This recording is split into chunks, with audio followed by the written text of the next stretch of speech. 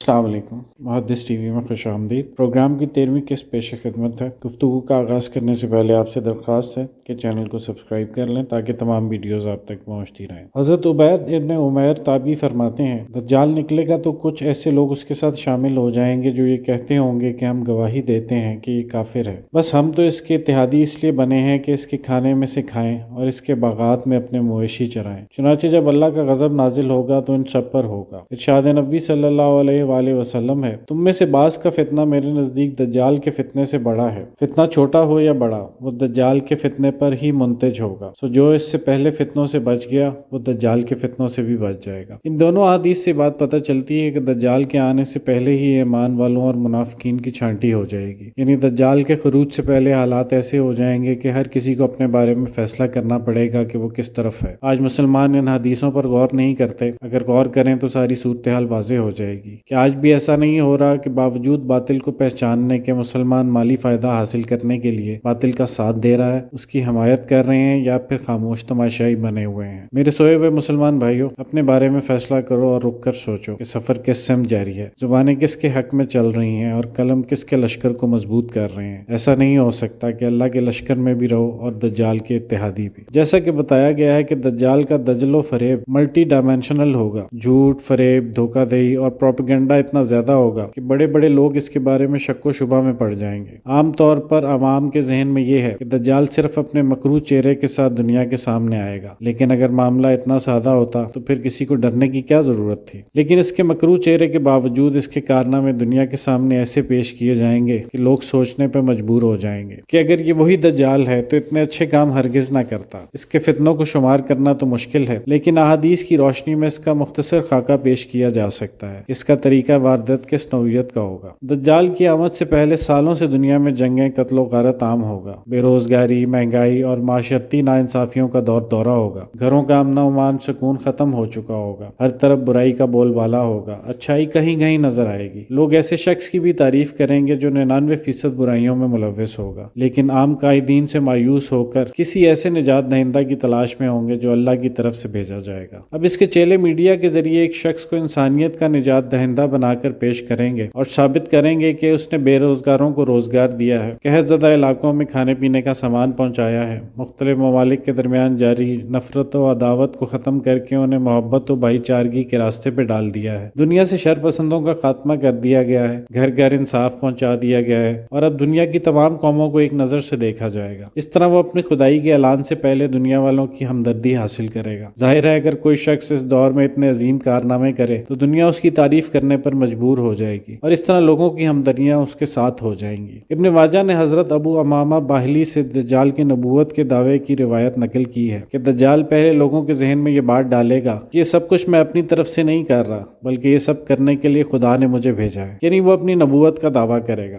پھر آخر میں وہ اپنی خدائی کا اعلان کرے گا۔ اسی طرح ایک اور روایت طبرانی نے بھی نقل کی ہے کہ رسول اللہ صلی اللہ علیہ وآلہ وسلم نے فرمایا، دجال کے معاملے میں کوئی الجھن نہیں، وہ مشرق سے نکلے گا اور لوگوں کو حق کی دعوت دے گا، لوگ اس کی اتباع کریں گے، پھر یہ مسلمانوں کے لیے جنگ کرے گا اور دشمنوں پر غلبہ پائے گا، یعنی مسلمانوں کے حق میں لڑے گا۔ اسی حالت میں کوفہ پہنچے گا اور اسلام کا اظہار کرے گا اور اس پر عمل کرے گا، چنانچہ لوگ نہ صرف اس کی اتباع کریں گے بلکہ اسے پسند بھی کرنے لگیں گے۔ پھر یہ نبوت کا دعویٰ کرے گا اور اس کے دعوے کی وجہ سے ہر عقل مند اس سے الگ ہو جائے گا۔ پھر کچھ عرصے بعد یہ کہے گا کہ میں اللہ ہوں، اللہ تعالیٰ اس کی آنکھ کانی کر دیں گے اور دونوں آنکھوں کے درمیان کافر لکھ دیں گے اور اس کے کان کاٹ دیں گے۔ وہ شخص جس کے دل میں رائی برابر بھی ایمان ہوگا وہ اس سے الگ ہو جائے گا۔ ناظرین، عصر حاضر کی دجالی قوتیں 3 محاذوں سے اپنی سرگرمیاں جاری رکھے ہوئے ہیں۔ پہلا تعلیمی اور فکری نظام، دوسرا مالی و غذائی محاذ اور تیسرا ثقافتی محاذ۔ ان تینوں محاذوں سے اس وقت دجل و فریب کا بازار گرم ہے اور دجال اکبر کے لیے سٹیج تیار کیا جا رہا ہے۔ گویا دجالیت ہر شعبے میں اسلام سے برسر پیکار ہے۔ اسلام کا تصور یہ ہے کہ دین اصل ہے اور دنیا اس کے تابع ہے۔ ترجیحات میں دین ہمیشہ پہلے نمبر پہ رہے گا، جبکہ دجالی تصور یہ ہے کہ دنیا میں ترقی کرنی ہے تو دنیا کو پہلے نمبر پر رکھنا ہوگا، کیونکہ دین ایک نجی معاملہ ہے۔ دنیا میں کھاؤ پیو اور مستی کرو اور فیوچر پلاننگ صرف دنیاوی نقطہ نظر سے کرو۔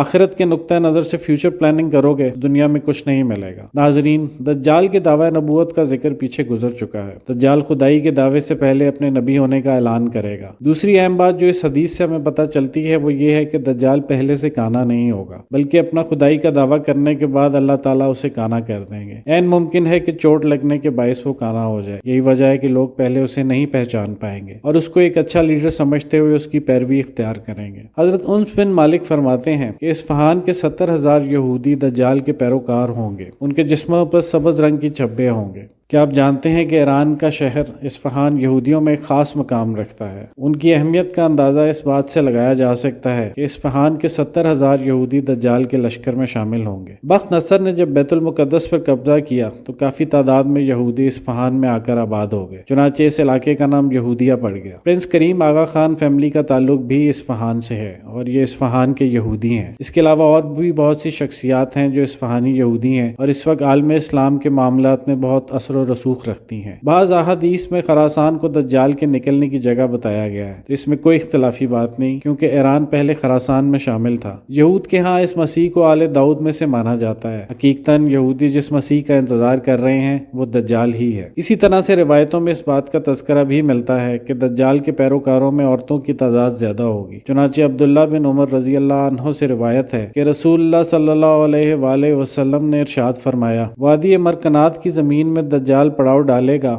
تو اس کی طرف نکل کے جانے والوں میں زیادہ تعداد عورتوں کی ہوگی، یہاں تک کہ انسان اپنی ہمشیرہ، بیٹی، بہن اور پھپھی کو اس کے خوف سے رسیوں میں باندھ دے گا کہ کہیں وہ دجال کے پاس نہ چلی جائیں۔ آزادی پسند عورتیں جو مذہب اور عورت کے لیے مختص کی گئی مذہب کی چادر اور چار دیواری کو آڑ سمجھتی ہیں اور میرا جسم میری مرضی جو کہ اصل میں ایک دجالی نعرہ ہے، اسلام کے یکسر الٹ ہیں، جس کا واضح مطلب ہے کہ میں آزاد ہوں کچھ بھی کرنے کو، جس کی اجازت اسلام میں ہرگز نہیں۔ اسلام عورت کو آزادی بھی دیتا ہے اور مرضی بھی، لیکن اسلام کے حدود و قیود اور حیا کے دائرے میں رہتے ہوئے۔ میڈیا پر بیٹھ کر اس طرح کے الفاظ بولنا اور معاشرے میں ایسے نعرے کو فروغ دینا جس سے بے حیائی کو فروغ ملے اور خود کو شریعت کی پابندیوں سے آزاد سمجھنا، یعنی کہ ایک مسلمان اپنی ذاتی زندگی میں آزاد ہے، خواہ مذہب ہو یا صحافت یا اظہار رائے، وہ جو بھی کرے اس کی مرضی، چاہے پانی پیے چاہے شراب پیے، غیروں کو اس کی اس نجی زندگی میں دخل اندازی کی اجازت نہیں۔ عوام کا ذہن یہ بنا دیا گیا ہے کہ کوئی کسی کے معاملے میں دخل اندازی نہ کرے، اور اگر کر دے تو اسے جیسی باتیں سننے کو ملتی ہیں کہ یہ میرا گھر ہے، یہ میری مرضی ہے، میں صاف رکھوں یا میلا، میرا جسم میری مرضی وغیرہ۔ جدت پسندی کی طرف لوگوں کو لانا اور کہنا جدید دور ہے،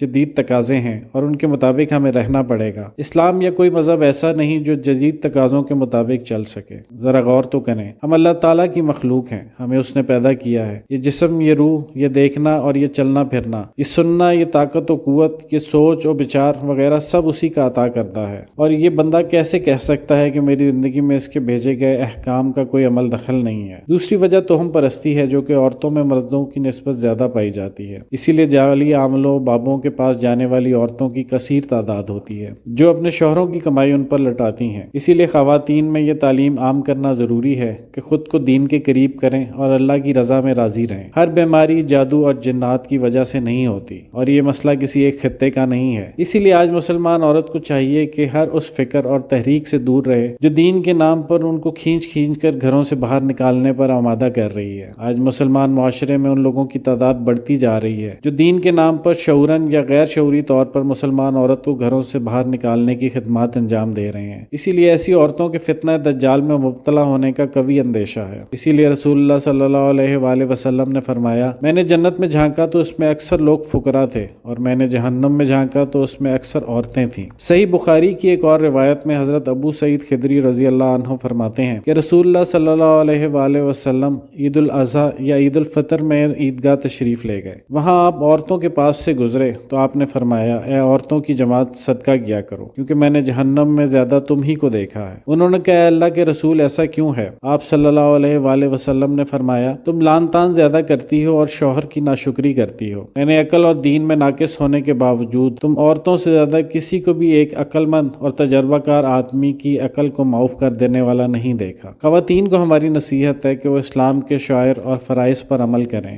اور خاص کر نماز پڑھیں اور گھروں میں ٹھہری رہیں اور ان اشیاء سے دور رہیں جو جو کہ اللہ تعالیٰ نے حرام کی ہیں، خاص طور سے اللہ تعالیٰ کے علاوہ دوسروں سے حاجات پوری کروانا، یعنی جادوگروں اور نجومیوں وغیرہ کے پاس جانا۔